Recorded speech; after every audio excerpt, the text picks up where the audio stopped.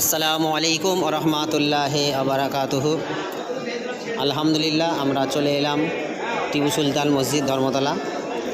নামাজের টাইম হয়ে গেছে, এশার নামাজ আদায় করব, তাই আমরা মসজিদের কাছে হোল্ড করলাম, নামাজটা আদায় করতে হবে। আমরা অজু সেরে নিয়ে মসজিদে ঢুকে পড়লাম। মসজিদে নামাজ আদায় করে এবার আমরা রওনা দেব বাইরের দিকে।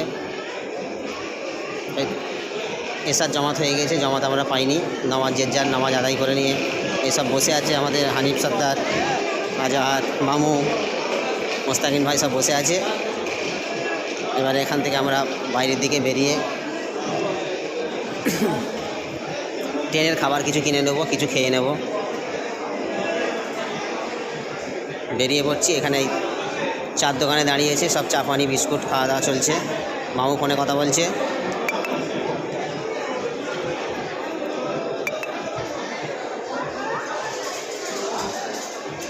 খাবার হোটেলের কাছে চলে এলাম। কি খাবার নেওয়া যায় চিন্তা ভাবনা করে দেখা যাক। একটা পানও খেয়ে নিলাম। পান খেয়ে এবার গাড়িতে রওনা দেবো। বাসে উঠে শিয়ালদা স্টেশন যাব। সকলে দোয়া করবেন। এই বেরিয়ে পড়ছি আমরা। এবারে বাস ধরে বেরিয়ে যাব শিয়ালদা স্টেশন। আল্লাহ হাফেজ।